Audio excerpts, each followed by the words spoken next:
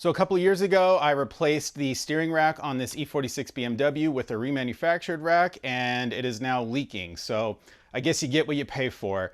I've already done a video on how to remove and replace it, so I think this time I'm gonna make the video on rebuilding the power steering rack. So that's what we're gonna do.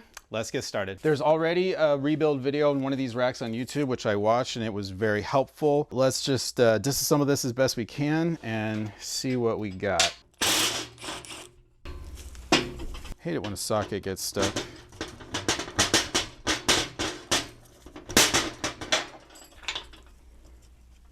Okay.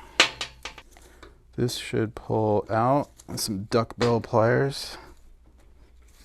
Oh, actually, that's right. There's an O-ring in there.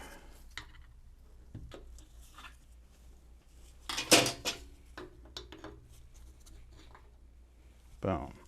And then this little piece here is like a plastic sleeve that gets replaced.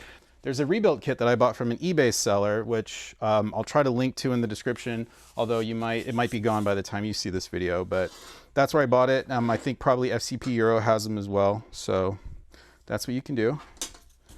So down here, that's a 20, that's a 22.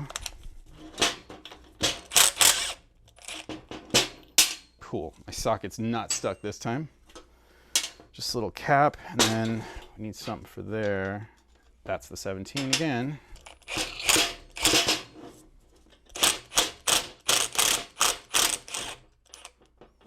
This, incidentally, is not the rack out of my car. I decided to go to a junkyard and grab one from it. Just because I don't know the state of that previous rebuild. I do know, I remember, because I watched my old video, that the thing had been resprayed, but they didn't remove this plastic cap when they resprayed it.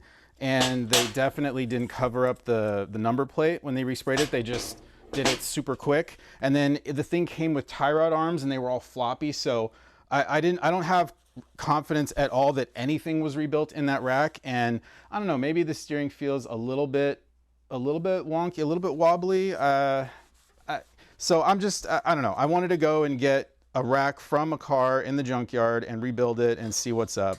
If this thing turns out to be super trashed, then I can just pull the rack from my car and rebuild that. But I don't know, this is what I decided to do.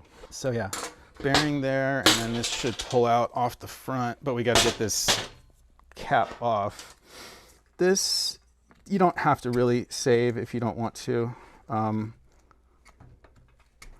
I think the new thing does come with a new cap for right here, but it's not really the exact original cap. This rack is very crusty. Whew, dang, look at that. I mean, it looks bad, but I'm confident I can get it cleaned up though. So not too worried. Although it would have been easier if I found like a cleaner rack, but this was like the last one that I found in the junkyard. So, all right, I have shitty circlip pliers as usual. So let's see if we can do this. There. So I do have safety glasses on, by the way, because these things can go flying, hit you in the eye. So that's not fun. But in this case, that didn't happen. I think that this can be hammered out now. Might need to do a punch. Okay, it is out. It is loose. There. Boom. Ouch. Okay, good. So we have a bearing down here. Needs to be replaced. There's a seal inside here, which, let me get you some light. So yeah, I want you guys to see this. You see what kind of seal that is? I'll show you what it is when we get it out. It's a typical sort of oil seal that you'll find on a lot of basically any rotating shaft, kind of like the engine oil seal on the car. Exactly like that, just a smaller version. Let's keep going, we'll get the lines off.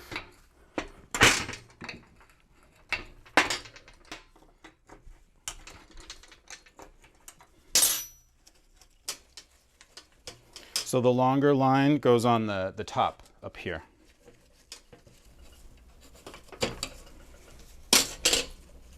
I did try to clean this thing off, all the grease on it, but yeah, I can only do such a, you know, so good of a job. Plus it's raining outside, but I don't know, it's good enough. So now I think the hard part, we basically disassembled this area right here. The only thing we have left is this area here. The shaft just should, oh, look at that. We're squirting all over the place. I know there's a joke there, but I'm not gonna make it. Anyway, the hard part here is this circlip inside here.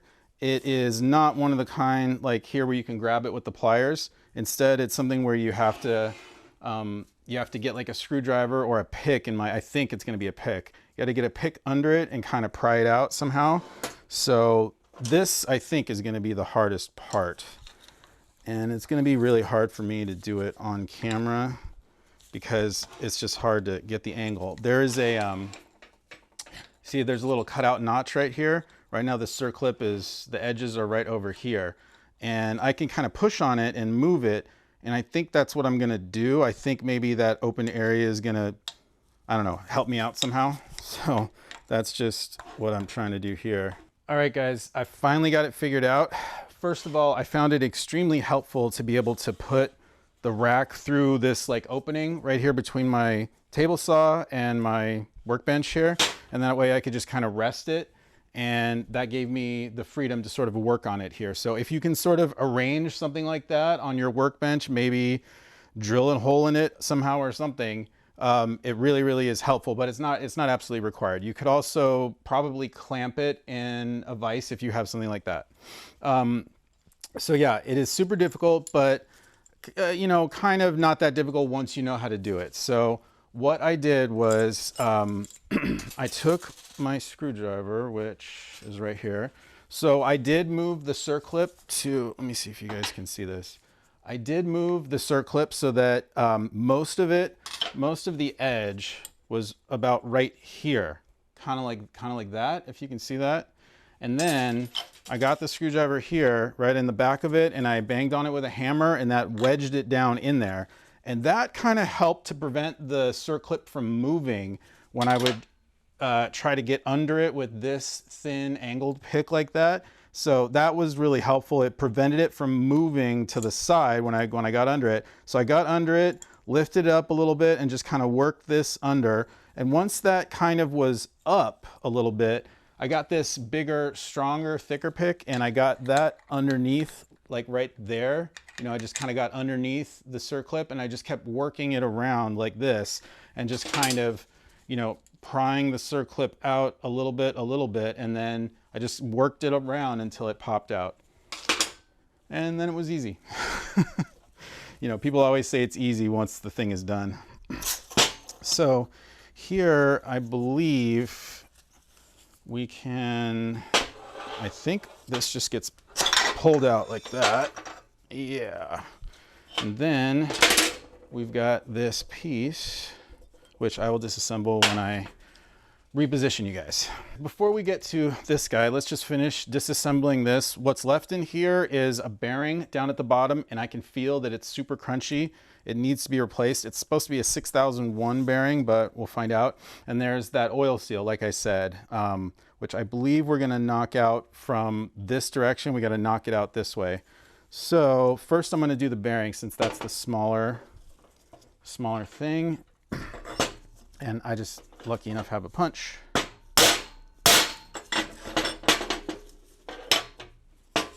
And there it is. From this angle, there, you see that little black thing right in there? That's all you have to do is catch the little edge of that and just knock it out. So again, I'm gonna use the punch, same way. Use this end.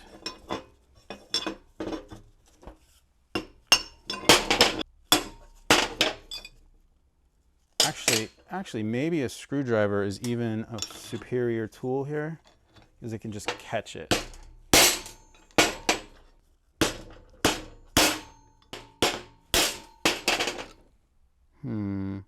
What would be ideal is if we had like something that was like a socket maybe that just could kind of fit right down in that hole. I think that's what I'm going to do. I'm going to find a socket with an extension And that way I can just hit it evenly on all sides. It might be just a little easier. In my case, this 15 is gonna slip down there. Oh, dude, it's just a little bit too small.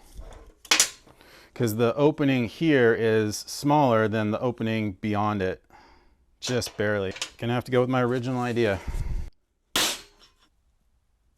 Are we moving at all? I think we are moving. I think I need to just hit it on the opposite end.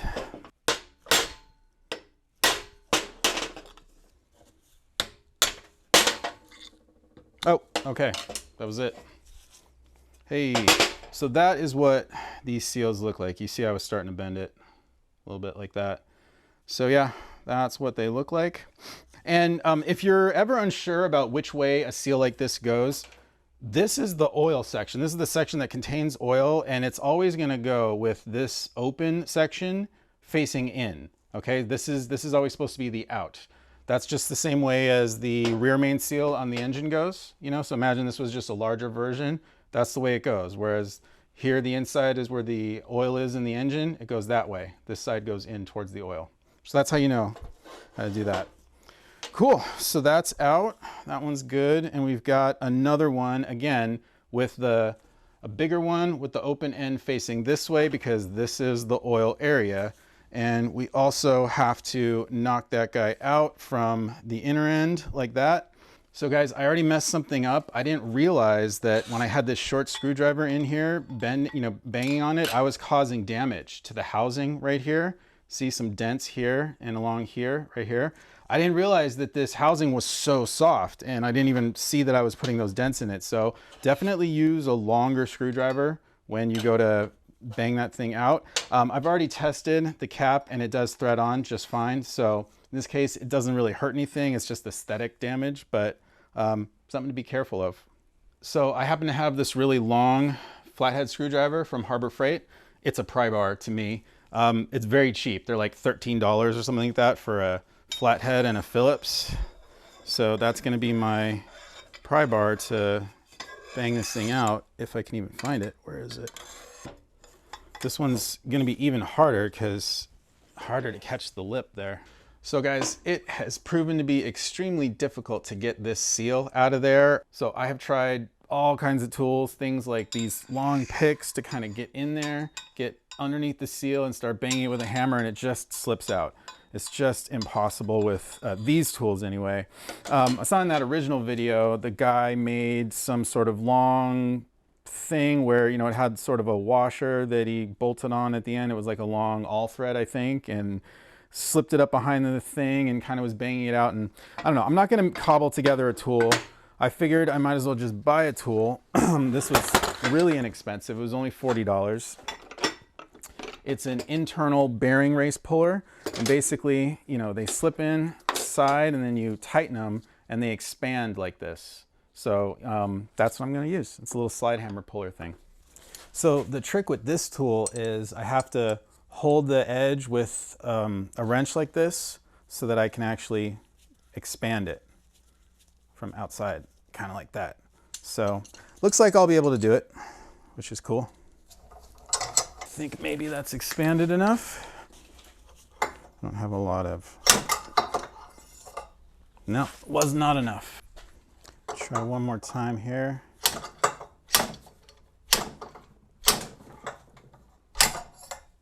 So I think this thing is a little too small. I can't expand it enough. At least I think I can't. Okay, I was finally able to expand that thing so much that it's not going any farther. The real problem was the angle on this stupid wrench. It was a pain, but I think I finally got it. So let's see what happens here. Can't really.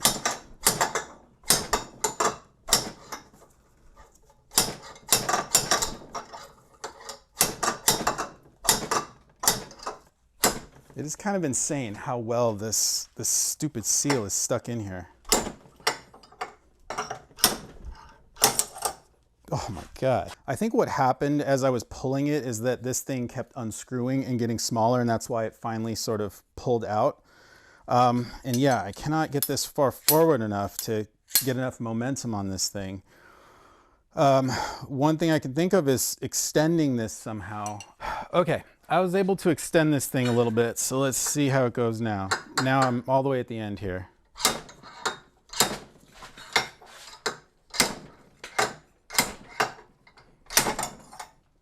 Wow, still nothing. That is pretty insane how stuck that seal is.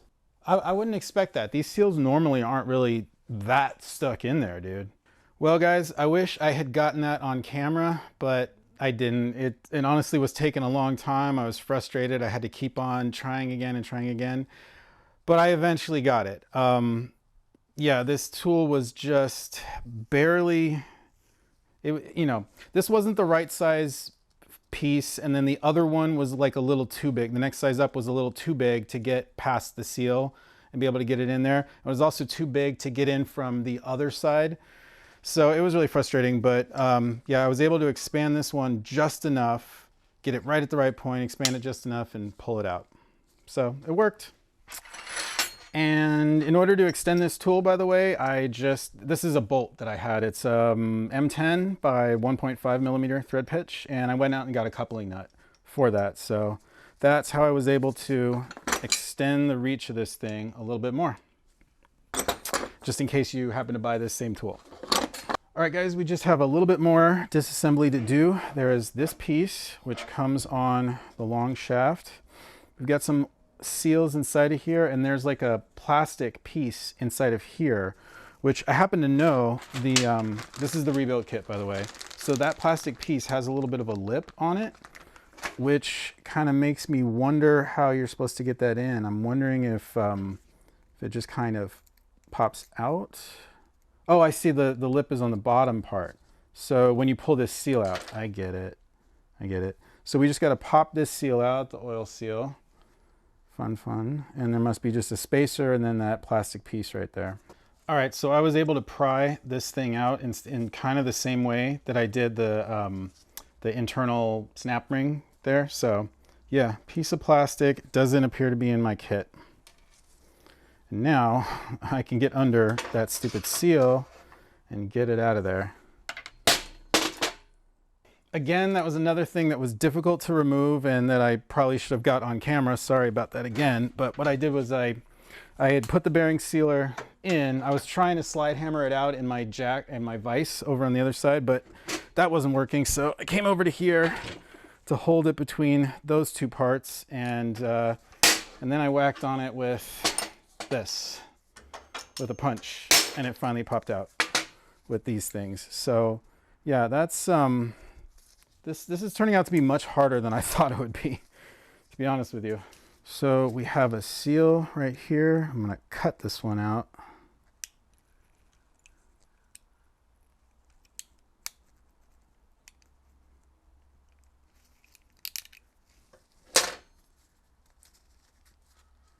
Okay, and that is all we have from that piece. Pretty dirty on this edge. I will clean it up. And that is that. We also have a seal right here as well. So I'm going to cut that out as well.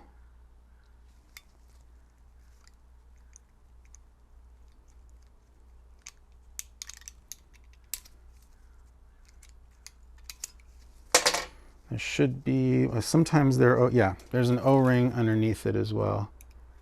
So I'll also cut that out. Might be easier just to use that blade as a little pry tool. So, okay, there we go. So that's that seal, and that is it for this thing. Now, I do want to note that there's some visible, there's some scuff marks on the shaft here, but I've felt along with my fingernail and I cannot feel any ridges. There's nothing that's like actually worn into this. So it's still the same diameter. In other words, this is just kind of cosmetic, and I pretty much think if I buff this thing, all of that will come out. So I think this is all right to use. All right, the final bit of the disassembly, this piece pulls off. I've actually already cleaned it up. This was, it was this way, by the way. So it pulls off, and I've already cleaned it up a little bit. And this inner seal right here, this sort of inner rubber seal, There's not another one, a new one of these in the kit, so I'm gonna leave it. This bearing, it does seem like it's okay. However, there is play in it. And I'm concerned that that's gonna translate into some movement. So if I can replace this bearing, I know it's hard to find, and but yeah, I think that I found a place to get this, and I'm gonna see if I can order it. If not, I'm just gonna leave it, because what choice do we have, right? And then there's some seals on this. So I'm gonna take this part off, and then these are the same plastic seals with the rubber O-rings underneath them. So cut those out the same way I did before. I'm gonna carefully pry these O-rings out, because when I cut the seal out of this piece right here, I did put a nick in the wall, so I'm gonna have to take that down with some emery cloth or whatever. So that's something to be aware of. Like, just be extra careful when you're cutting the seal out of that one. And the same on this one as well. I'm guessing that this one is the same, and it doesn't have an O-ring behind it. So I'll be extra careful on that one, because the less repair work I have to do, the better. Okay, and then this final seal. Cool. So that's it. We are all disassembled. And now I'm definitely going to take these parts and get them cleaned at my local machine shop. It's like right down the street, and they charge me like 15 bucks to clean things like this. So definitely worth it for me. All right, so the last thing to do is this guy right here. I did not think that the new kit came with a replacement seal right here, so I was just gonna reuse this, but I've since realized that it does. It's actually this little one right in here. It's just a normal, oil seal just like the rest. I just was mistaken it. I just didn't realize it was bigger than what it appeared to be. So I think I'll be able to use this pusher.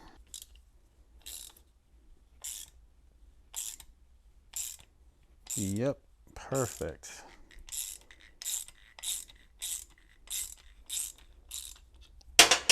Wow, look at that. It was exactly the right tool for the job, for a change. Amazing. And there we go. Old seal out. Amazing. So I have zero memory of where I bought it, probably Amazon, but those are the numbers on it in case you're interested, if it's still being made. But probably you can use just regular, like one of the Harbor Freight ones too. Like I said, I already put some dents in here. Incidentally, I was rewatching the original video, which again, I will link to in the description. The only other video on YouTube that has a rebuild like this. And I saw the same damage on his unit as well that he put in there. So yeah, it's something to watch out for. See, he didn't mention it in his video. No, I'm not talking crap about him in any way, because I'm very thankful that he put out his video. But I'm specifically highlighting this because, had he highlighted that, oh man, I made a mistake there, I would have been looking out for that, when I did my rebuild here. So the fact that he didn't mention it means that I didn't think to look out for it. So that's why I'm mentioning it to you guys. Just keep in mind, this is very, very soft metal. So just be extra careful. So I didn't buy a separate buffer. I just using my same bench grinder, because all it is an electric motor with shafts sticking out either side. It's really just, do you want a dedicated polisher or a dedicated grinder or whatever. So I just bought the polishing wheel, and I bought the polishing compound. I actually got two different ones, the black one and then the green one. I haven't used the green one yet, but the green one says to be used with a non-stitched pad, which is what this is right here. And then the black one needs to be used with like a stitched, stiffer pad. It has the stitching in the side of it. So, and then one thing I do know you should do is you only want to use one compound with one pad. So if you're going to change compounds, you got to change the pad, right? Now, to prepare the pad, dress the pad, you mount it on, you turn it on, and then you need to dress it, right? So the first thing you do when you turn it on is you use one of these tools which has these teeth on it, and you just kind of hold it on there, and it kind of scrapes and roughens up the fibers, and it kind of gets everything that's loose out of there. And then what you do is you take a scissors and you just kind of trim trim all the little edges that are sticking out so that everything's nice and flat, you know, do as good a job as you can, right? Okay, and then I didn't actually have this tool originally, and I was like, I ordered it on Amazon, but I was impatient, so I grabbed this saw blade, and it did the job, you know? I don't really use this blade anymore. So yeah, I just did it like that, and it did, you know, it did the job. But I just got this and recently, so I figured I'd show you.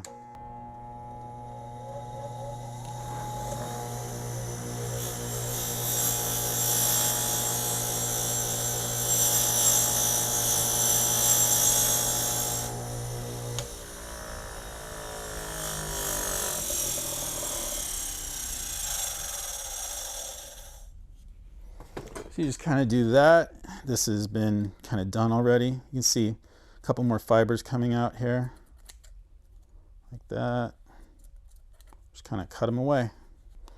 These scissors suck. I need to go get new ones. Anyway, you guys get the idea. So now we'll dress it.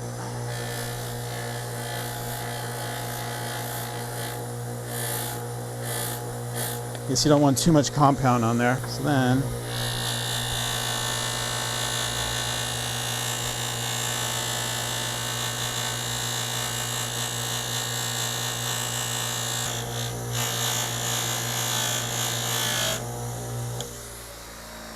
well, something like that. Anyway, I was able to get most of it polished out. You know, there's still, it's not perfect, but I cannot feel anything on there. So I definitely think it's gonna seal. It's gonna be just fine. I think it would have sealed fine before, because again, there are no deep grooves, nothing catches on my fingernail or anything like that. So I think the sealing would be unaffected, but I did want to just polish it just because. All right, guys, I decided to go ahead and buy a replacement bearing for this guy right here because it's just too loose. It's just it's no good. I can tell if I put that back into service, it's gonna rock, you know? The steering is just gonna be a little bit vague, and I really don't want that. I also decided to buy this one as well, the needle bearing for right here. This is not the INA bearing from Germany, unfortunately. I got this off Alibaba, but it is a bearing and it should work just fine. This one is, however, an SKF from France, the same as this one. And then this one that I got before is also an NTN, the same as the one that came out of it. So all we have to do is pull this off and then we can reassemble. All right, so I need this puller because it's a little bit longer, and it's a good thing that I've already modified it and kind of cut slots in the tip right there, because that's kind of needed in order to get down. Ooh, this one might not be long enough. Oh, this one's not long enough. Bummer, man. Okay, I don't want to stop and modify this tool because it's going to take a little while. So let's see if I can just hold this and do this. No, definitely not. So without having a press or something, I think I'm going to need to modify that tool. All right, this thing is still really hot. But I got it modified right down there, cut some grooves in it.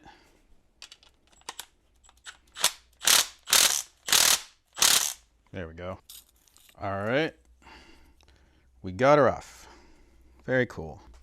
So now the real question is how to press that back on without damaging it, without damaging the new bearing. So both the old bearing and the new one have this little plastic kind of cover on one side only, and that definitely was down like this. So I'm going to install the new one the same way. Now to press this on, we definitely have to press on the inner race only, not the outer race. And I need to take a second and figure out the best way to do this.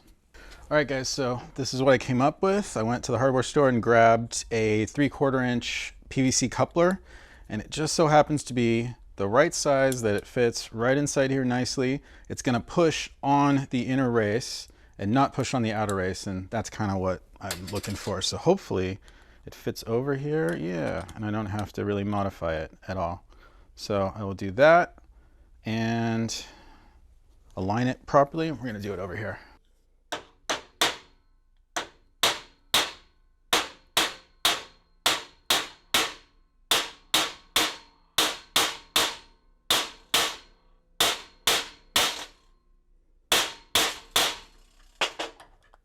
We're almost there. And there we are.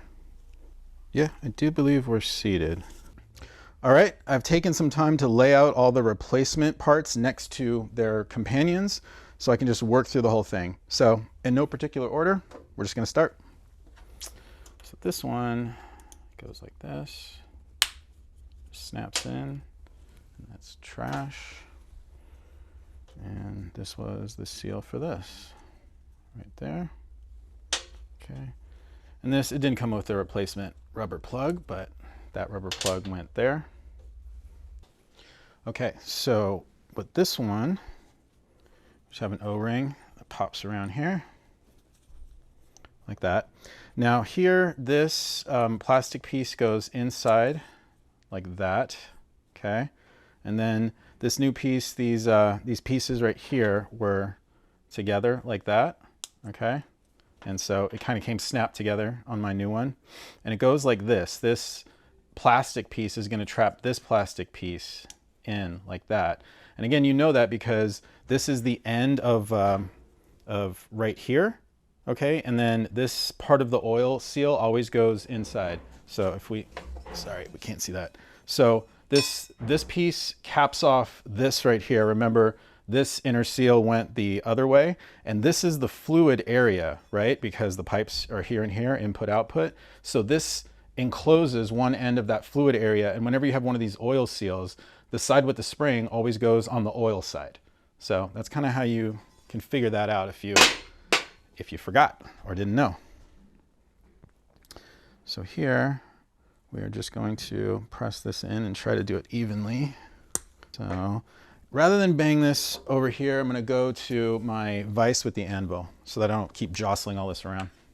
All right, so seal driver, this piece is supposed to be the other way. You're supposed to have one where this fits on the inside there, and this lip kind of catches the lip there, and you can kind of drive it in correctly, but I don't have one small enough, so I'm using it incorrectly. Hopefully it'll work though.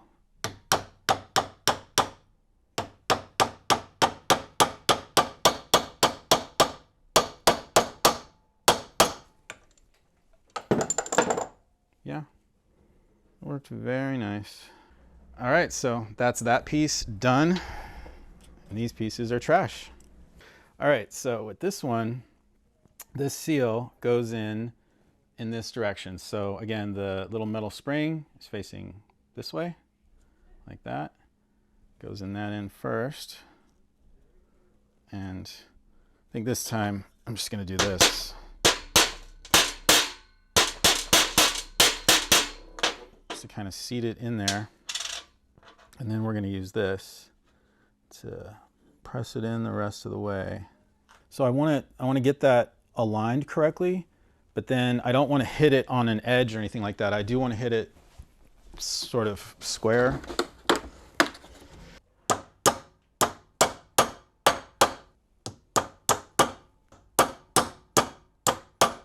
So I can already feel that starting to go cockeyed, and I'm going to try to hit it on an edge here, and hopefully this won't mess up.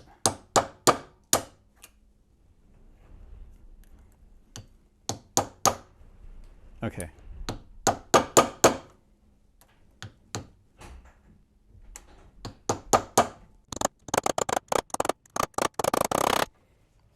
Nice. Okay. Yeah, when you're doing that, you got to feel whether you're cockeyed or not. This needs to continue to get pressed in, I can tell. The thing is not fully seated, so I'm going to continue to pound this in a little bit, but it's definitely in square now, so that's cool. I think I'm going to grab the old bearing and use that to just sort of help hammer it out, act as a spacer. But yeah, we should be good now. This is the new seal. I'll put that on, and then these are trash. All right, guys, I got it fully seated in there like that. And now that part fits right there. That's where it goes. Okay, I've got those white seals soaking in some hot water, basically these seals right here. So what I'm gonna do is put the rubber seals where they go. So yeah, the rubber seals go underneath the Teflon seals. Like that, rubber O-rings. So make sure you put the new ones on.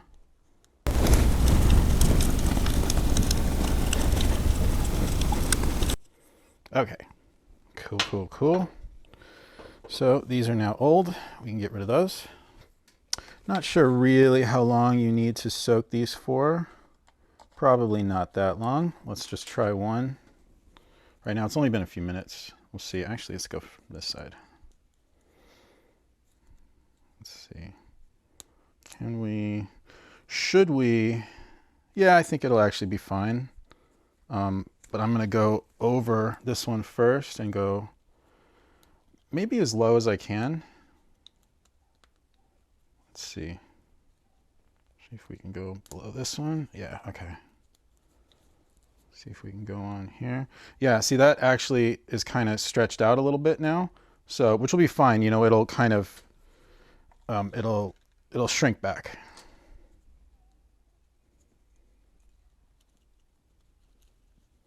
But yeah, I think you want to go at as much of an angle as you can.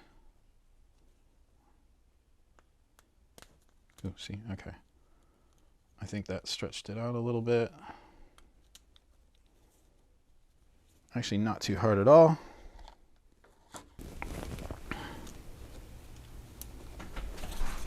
Are you in here? Ah. Sorry, that was my girlfriend.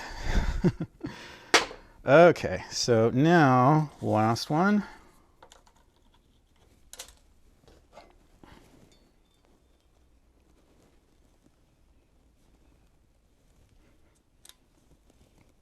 Oop. Okay, we want to make sure that we are straight. This one's not straight. So, oh, see, that's a problem. Okay, so now how to fix that without damaging it. I need a tool of some kind. Okay, yeah, I just used a little pick tool, right angle pick tool, to get underneath it and kind of set it in place. Make sure it's straight, and now it should be good. And it's worth inspecting, make sure that these ones are good, but I don't remember them going cockeyed, so yeah, they're good. Not too bad. Okay, these are now trash. So let's go ahead and do these O-rings. Again, make sure you use the new O-rings. So I'm just gonna get rid of the old stuff right now, just to get that out of the way. Old, old, old, old. All right, so next we're gonna do this seal and this piece right here. And remember that this seal seals off this inner chamber and the spring goes towards the inside, right? Which means that this white piece is gonna go towards that outside like that, because the white and the green plastic, in my case it's green, those butt up against each other. So just like they did on this piece. So that's gonna get installed right here. Now, this piece normally is in here, and this seal moves back and forth between either side of this right here. So we can use this to help kind of install this in, kind of act as a seal driver. So we're gonna turn it around and do it this way. I'm gonna put the seal on, boom, put that on like that, and we're gonna use that to sort of drive it in. Now, you know what? I shouldn't have installed this now that I'm thinking about it. I forgot that I was gonna use this as a seal driving tool, as kind of an installer tool. We don't want that in there because it's gonna damage the seal while it's doing that. So now I gotta get that out. Okay, seal's out. So don't make that mistake.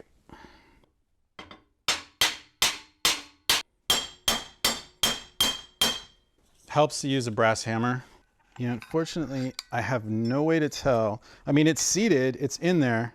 It seems pretty good, but I have no way to tell if it's perfect or not. I just don't know.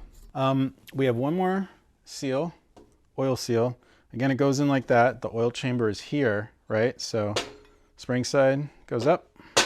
And on this one, I think I said before that this was installed this way, but that's wrong. It's installed this way because, again, the spring needs to be down, because this goes here like this, and then it goes down in, right? So kind of goes like this. So since this seal goes here, I'm going to use this again as a driving tool to install it, because that's what you do. And again, I should not have installed these seals on here, but I think it would be more, it would cause more damage to take them out at this point, and I think it will be fine. There's nothing for them to get damaged or cut on, so I think I'm just going to hammer this in.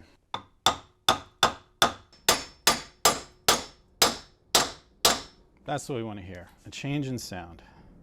Actually, I think the change in sound is this just bottoming out down here, but I think we'll be fine. Let's check it out. So those seals are no worse for wear. They're perfect. And I think that seal is not 100% seated, but it's like 1 millimeter away from being seated. But I think once we tighten this in, you know, we get this in and we tighten it up with the bolt on the bottom, it'll draw itself in the final rest of the way. So not too worried there. All right, I put some wheel bearing grease on this guy. I'm going to use some silicone paste, aka dielectric tune-up grease, to kind of lubricate the Teflon seals and O-rings or whatever, because that won't harm anything. Oops. I do not want to get grease everywhere right now. This actually needs to get spun around because it meshes that way. Okay, let's see how this goes. Let's lube these up first. Don't think they really need it. I didn't put it on before and they kind of slipped in just fine, but put it in anyway. Yeah, that worked just fine. And then this guy again goes with this side down. Okay, there was an O-ring there. O-ring I do want to lube up. That's essentially what I do want the silicone paste for.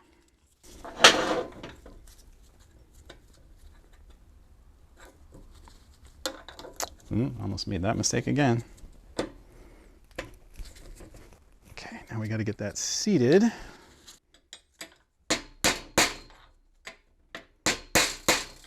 I don't want to use this, but I kind of have no other choice.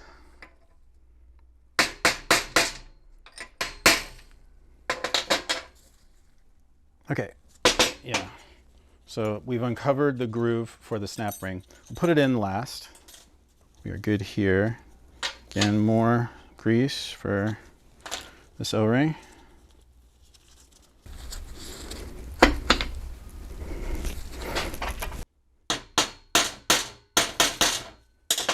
That turned a little bit, which is what I didn't want it to do. See, there's, I believe this O-ring goes into that groove in there. And so the O-ring that's on here kind of has to get past that. So it's a little tricky.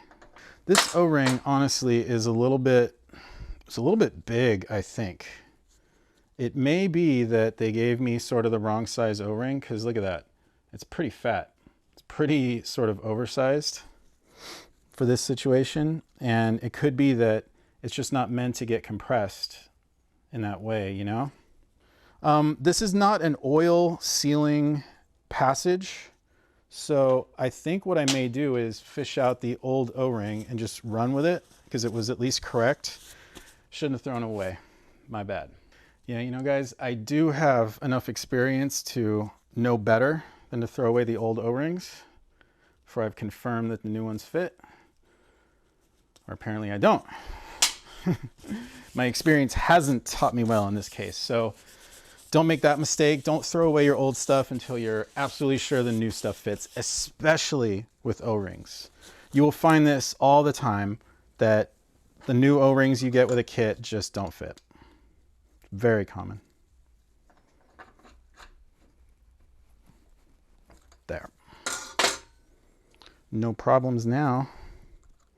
So that goes in there. Oh, and then there is yet another O-ring. So This is the old one for here, and it could be that, no, that's definitely not it.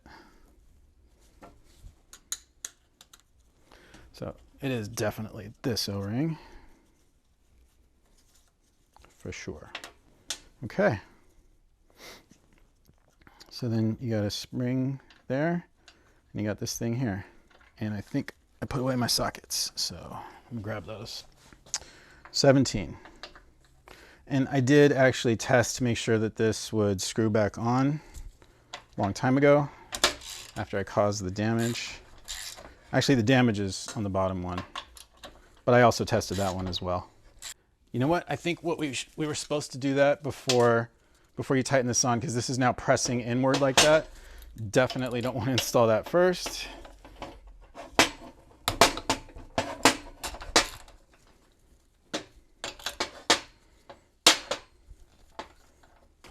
So we will install this guy next. Correctly. All right. It's a little too late to figure out if I should press it on the inner race or outer race, so we'll just figure it out this way. Yeah, seemed to go fine. It didn't feel like it was straining anything.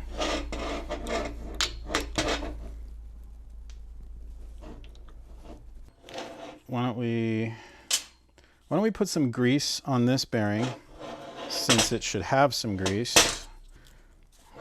I suppose I might have done that before I installed it. I'll have to, I don't know, work it down in with the chopstick.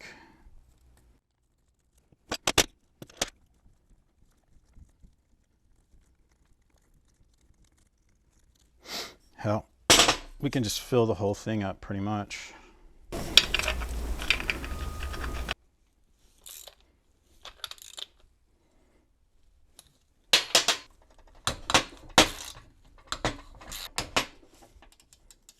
Cool. It's clocked pretty well. And then we have this guy for the top.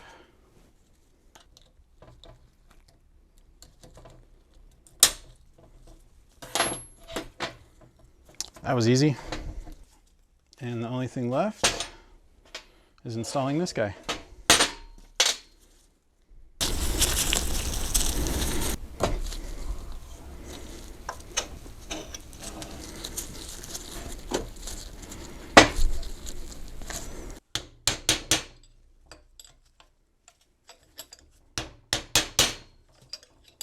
And remember this guy? This guy was nice and hard, difficult.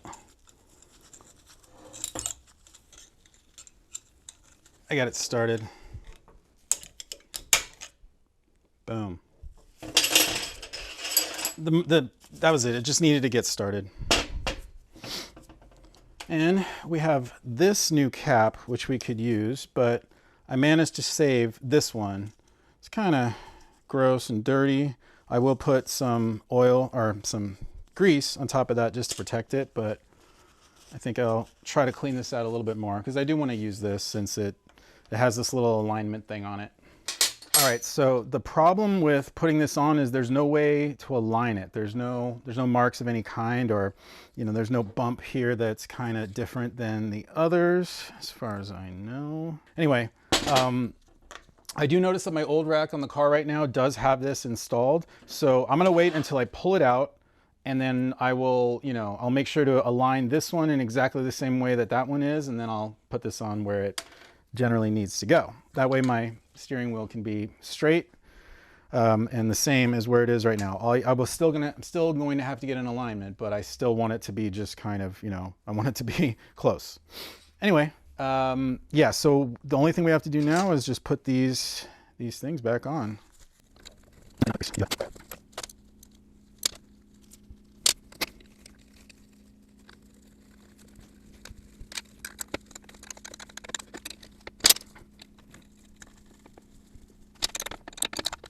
And that's it. Obviously, I do need to install these new boots on it, but I don't have new tie rod ends. I'm going to be reusing the old tie rod ends, or the inner tie rod ends.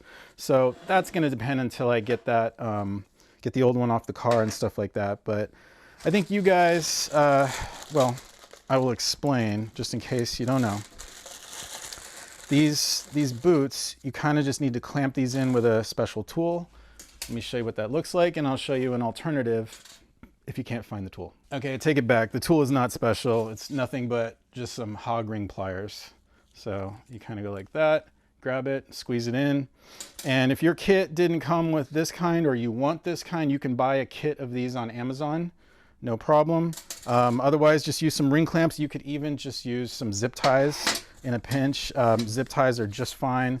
They'll last for a really long time because it's plastic and should be fine. So, all right, guys, I just finished pulling the old one off the car, the one that's leaking.